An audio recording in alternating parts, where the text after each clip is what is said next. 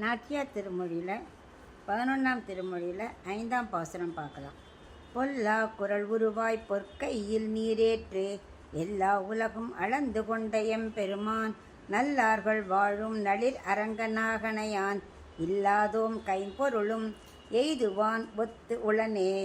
இப்போ இதுக்குள்ள அர்த்தம் பார்க்கலாம்.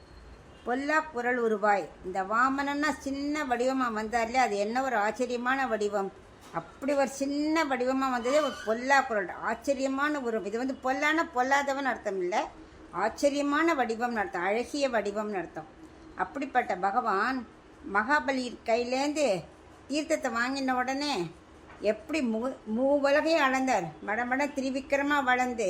அப்படிப்பட்ட பெருமாள் நல்லார்கள் வாழும், நல்லார்கள்னா திருவரங்கத்தில் வாழறதே பிரயோஜனம், வேறு எதுவுமே அவளுக்கு வேண்டாம். ஸ்ரீவைகுண்டம் கூட அவளுக்கு வேண்டாம், இங்கேயே வாழணும்னு ஆழ்வார்கள் ஆச்சரியராக ஆசைப்பட்டாள் இல்லையா. தொண்டரடி பொடியாழ்வார் கூட சொன்னார், இதை தவிர எனக்கு வேறு எதுவுமே வேண்டான்னு.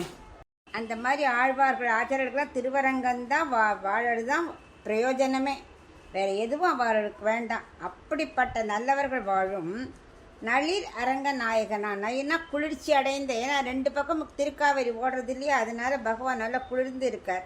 அவர் படுத்துன்னு இருக்கிறதோ ஆதிசேஷ படுக்கையில், அவர் எப்படி சயனிச்சுன்னு இருக்கார், தான் மட்டும் சகிச்சுன்னு இருக்கார், எனக்கு இடம் கொடுக்கவே இல்லையே, தான் மட்டும் படுத்துன்னு இருக்கார்.